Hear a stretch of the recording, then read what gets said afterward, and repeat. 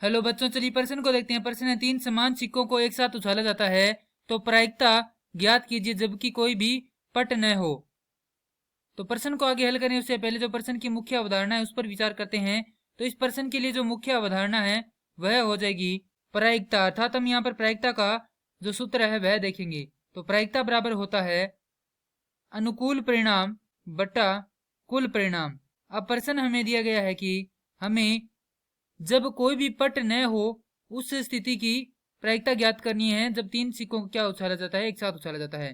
तो यहां पर लिखेंगे 3 सिक्कों को एक साथ उछालने पर कुल परिणाम, तो वह हो जाएंगे 2 की घात n। उछाल कितनी बार रहे हैं? 3 बार रहे हैं, तो यहाँ पर n बराबर कितना हो जाएगा? 3 हो जाएगा। तो यहाँ पर लिखेंगे n बराबर 3, तो हमारे पास प्राप्त होगा 2 की घात 3 बराबर 8। तो हमारे पास जो कुल परिणाम है वह कितने होंगे? 8 होंगे। अब कौन कौन से होंगे वह हम यहाँ पर देखेंगे। तो पहला परिणाम होता है कि पहले सिक्के पर क्या आ जाए?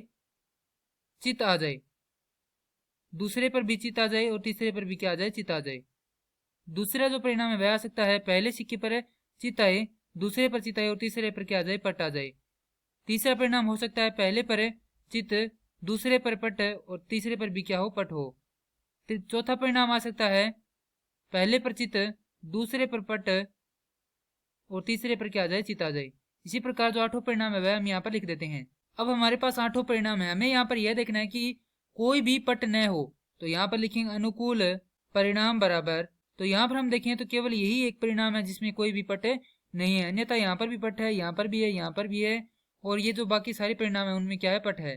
तो अनुकूल परिणाम हो जाएगा 1, और कौन सा होगा? वह होगा चित चित चित, क्योंकि एक सिक्के को जब हम उछालते हैं तो उस पर 2 ही परिणाम संभव है, पहला है चित्त और दूसरा है पट। अब यहां से हो जाएगी प्रायिकता बराबर अनुकूल परिणाम होता है हमारे पास 1 भाग में कुल परिणाम है 8, तो प्रायिकता आ जाएगी 1 बटा 8। और ये क्या करना था? हमें ज्ञात करना था। मैं आशा करता हूँ कि यह प्रश्न आपको समझ में आया होगा। धन्यवाद।